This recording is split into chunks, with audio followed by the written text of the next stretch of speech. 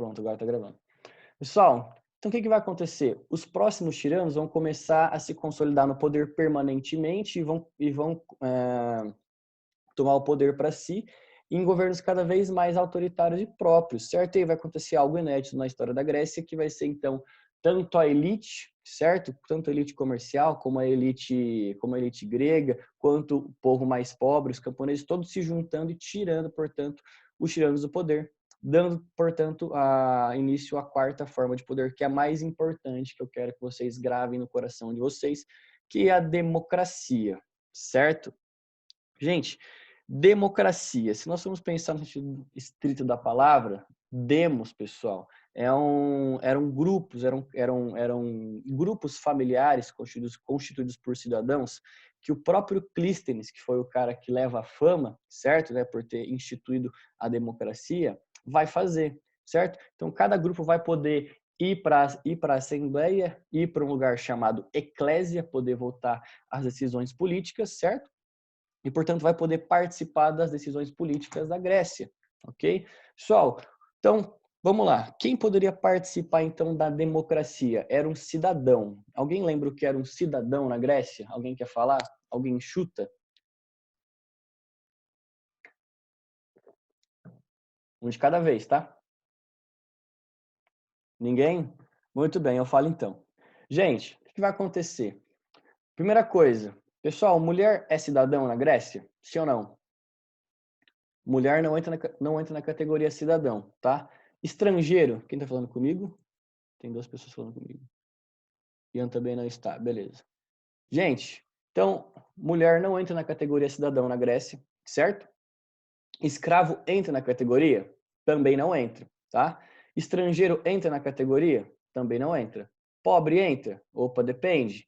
Se ele for um filho de pai e mãe ateniense, ele entra. Por que que não entraria, né? Pode ser pobre ou Professor, rico, ele entra. Oi, quem tá falando comigo? é só os que nasceram lá? Isso, só os que nasceram lá, não importando ali o seu grau de riqueza ou não, certo? Então, muito bem. Então, se, por exemplo, se vocês pegarem uma prova, pessoal, de vestibular, sei lá, Enem, falar assim, ó, se eu disser a seguinte frase, na Grécia, todo cidadão tem direito à participação política. Tá certo ou errado? Tá certo? Não é por quê, gente? Porque é todo cidadão. Agora, seguinte, se eu quiser estragar essa frase, se eu quiser colocar assim, na Grécia todo habitante tem direito à participação política. Tá certo? Não. Tá errado, né? Tá errado. Por quê? Porque para você ser considerado cidadão, você já excluía uma boa parte da população, certo? Então, cidadão era apenas o homem, certo? O homem adulto, então criança, adolescente, criancinha, não votava, tá? Não votava, não participava. Escravo e mulher não participavam, ok? Então apenas o homem grego, adulto, filho de pai e mãe ateniense. Beleza, gente? Então só o conceito de cidadão aí já serve para você excluir uma boa parte, uma boa camada da sociedade, ok? De qualquer forma, pessoal, vai ser a primeira forma de dar voz a pelo menos uma certa parte da população que antes nem era ouvida, certo? Antes a gente tinha pequenos grupos, lembra? As oligarquias, a aristocracia, os grupos da elite tomando para si ali todas as decisões políticas, certo? Agora as coisas vão começar a mudar e vão começar a mudar aos poucos, certo? Então o Clístenes, pessoal, vai instituir então a democracia, certo? Onde você tinha ali a eclésia. A eclésia era o lugar, né? Era o lugar onde as pessoas iam para poder participar das decisões, ok? Gente, muito bem. Peraí, tem que me familiarizar com esse negócio aqui, porque com a barra de rolagem ele já vai para outra página. Gente, vamos lá. Então, se você era um cidadão, parabéns, né? Você tinha direito a 3 coisas, pessoal, que eu quero que vocês anotem aí. Primeiro, pessoal, era a isonomia. Gente, se forem trabalhar um dia, chega no patrão, vocês falam, patrão, oi, tudo bem? Tudo bem. Quero saber aqui se tem isonomia salarial. O que é isonomia salarial? Pessoal, isonomia é uma igualdade de direitos, certo? É uma igualdade, portanto, de voz, de participação e também de salário. Então, se você tinha isonomia, significa que todos ali poderiam participar, certo? todos ali poderiam, tinham os mesmos direitos e o voto tinha o mesmo peso, não importasse se você fosse da elite, se você fosse mais pobre ou não. Então é isonomia, certo? Direitos iguais. Segunda categoria, isocracia, pessoal. O que é isocracia? Gente, kratos, poder, certo? Ou seja, você poderia participar de cargos administrativos, não importa se você tivesse 60, 30, 40, 20 anos, certo? Você sendo um cidadão grego, você sendo rico ou pobre, você pode participar ali do sistema político e, portanto, pode ter cargos administrativos, né? Então, não é porque você fosse se você fosse mais velho ou mais novo, você tinha mais ou menos poder, tá? Então, isocracia, igualdade de poder, beleza? Tá? Então, todos poderiam servir, portanto, ali para cargos públicos, tá? E a terceira qualidade é a isegoria, pessoal. Isegoria vem da igualdade do discurso, ou seja, você está lá na eclésia, eu levantei a mão, eu sou uma pessoa rica, Danilo é pobre. Danilo levanta a mão, não vai o Danilo. Não, negativo. Os dois vão ter o mesmo direito de discurso, eu sendo pobre ou Danilo sendo rico, não interessa. Eu vou estar lá na eclésia, eu vou levantar a mão, eu vou poder falar igualmente como todos ali. Todos têm o mesmo direito ao discurso e a poder falar. Beleza? Tranquilo, gente? Alguma dúvida aqui até Qual é a agora? terceira, qual é a terceira categoria? Isegoria. I-S-E-G-O-R-I. E assim, Isso. sim, Isso. É a igualdade do discurso. Direito à voz, tá? Coloquem aí, pessoal. Direito à voz. Tudo bem? e a primeira mesmo? A primeira é isonomia, Danilo. Isonomia, tá? Pronto. Muito bem, gente? Tranquilos aqui? Dúvidas ou não? Não tem como grifar isso aqui? Deixa eu ver. Não, isso aqui é texto. Sai.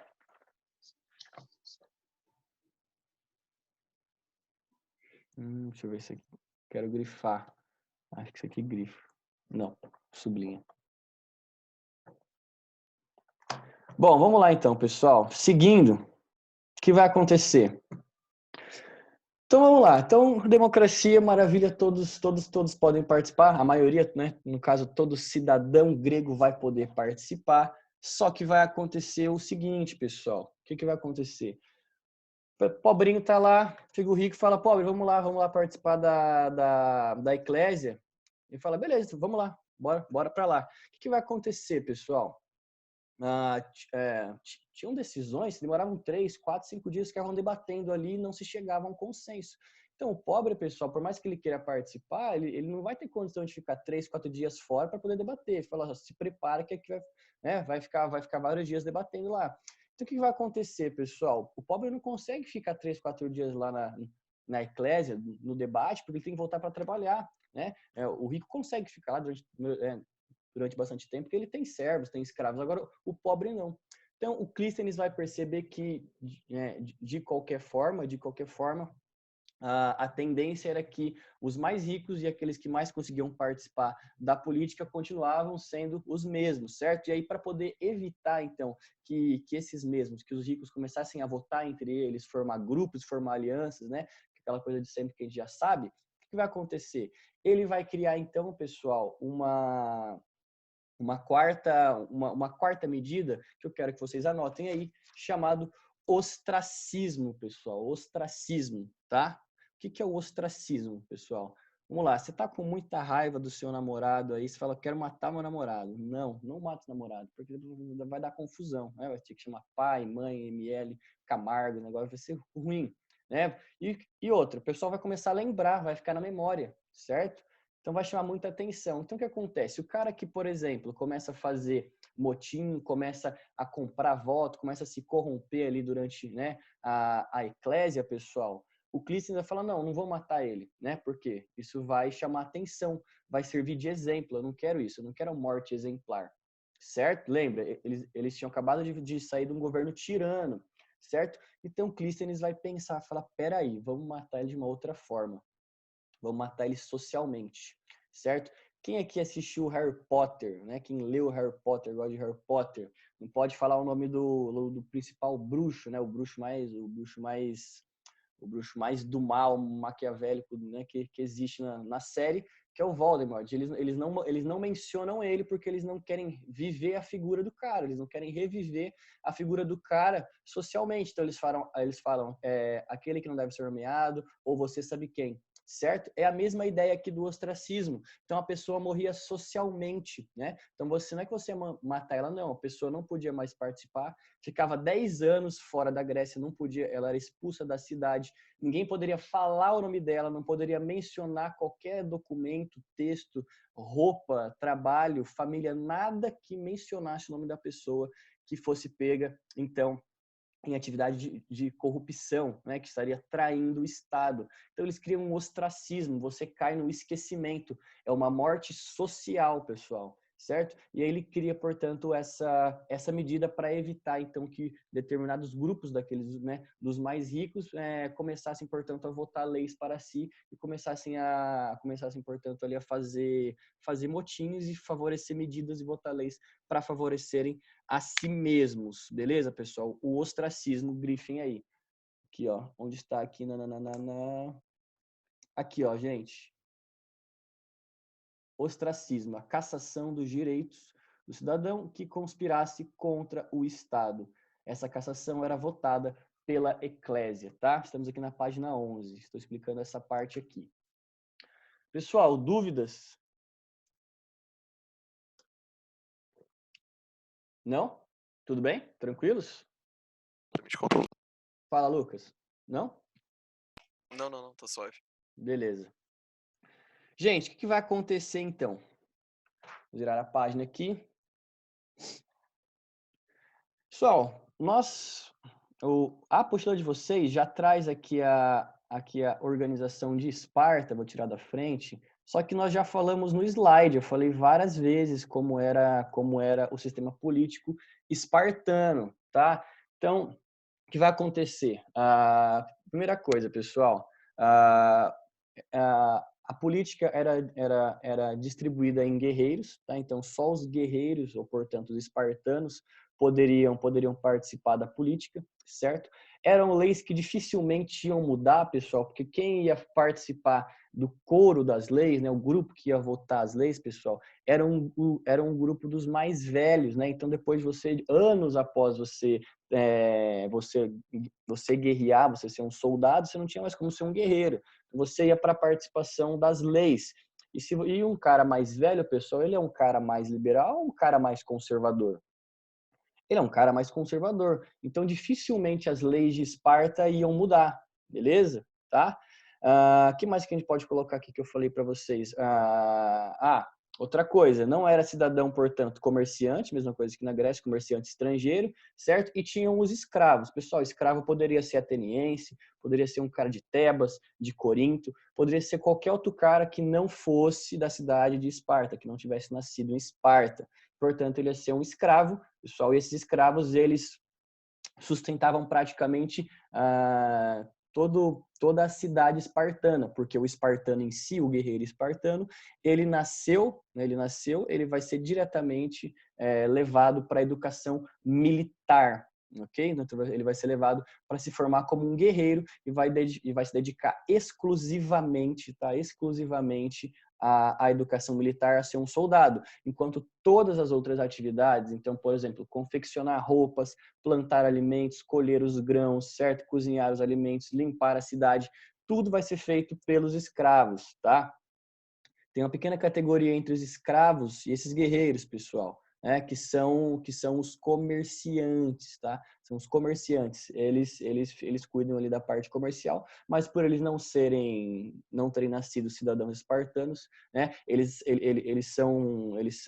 eram para ser escravos, só que eles aceitaram a dominação espartana. São povos, né, de outras cidades, mas que aceitaram a dominação espartana, né, de bom grado, e aí eles podem cuidar da parte comercial, não precisa guerrear, certo? Mas também não tem direito político algum, beleza?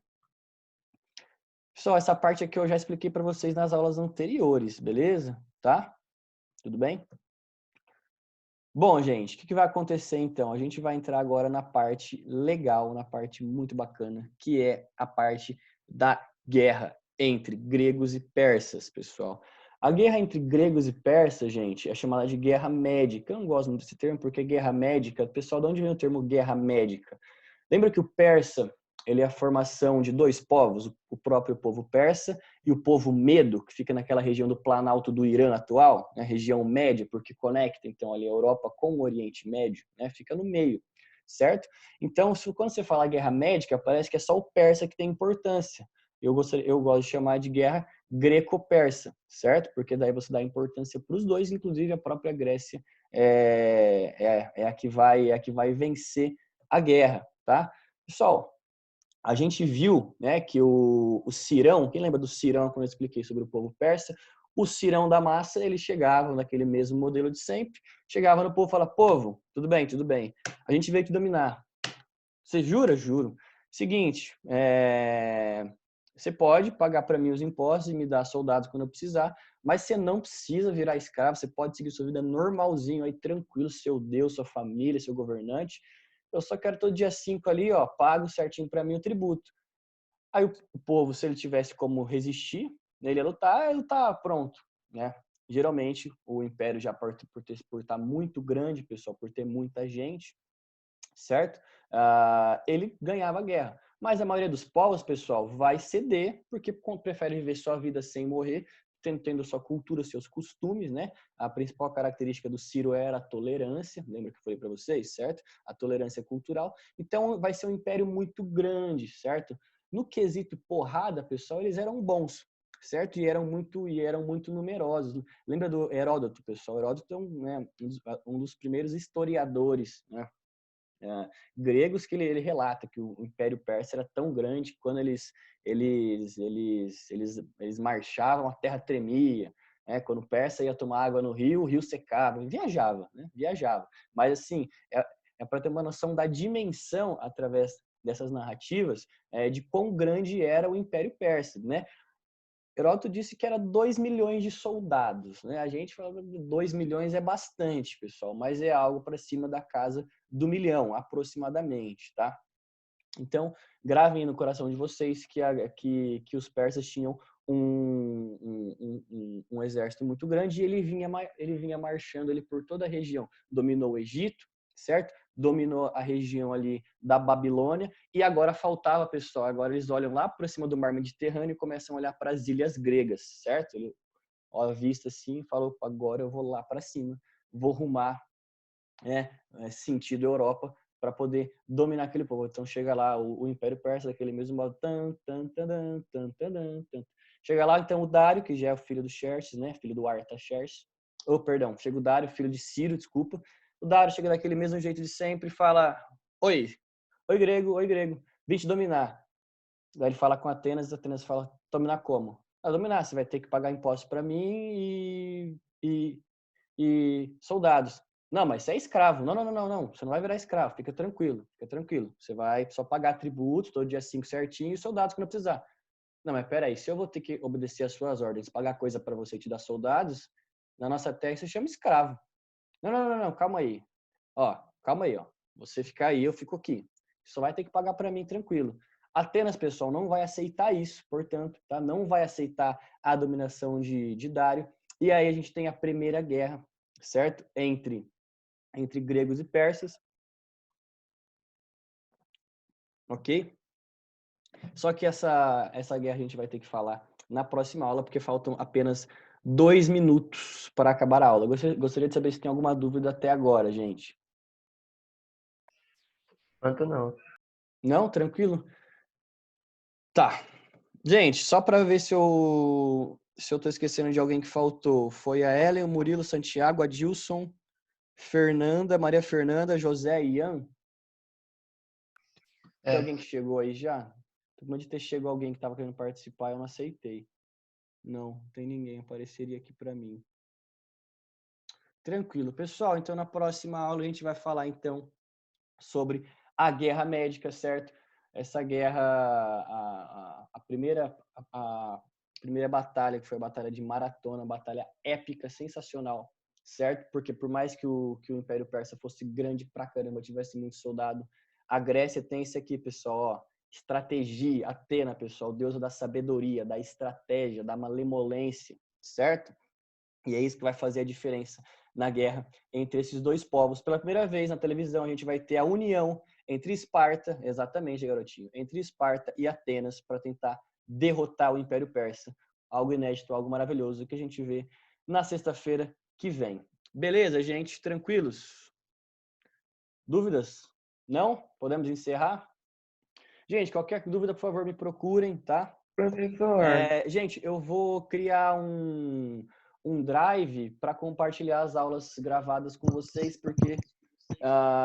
não, perdão. Eu vou postar no YouTube e postar o link para vocês no Delta. Não vou criar drive não, tá bom? Beleza?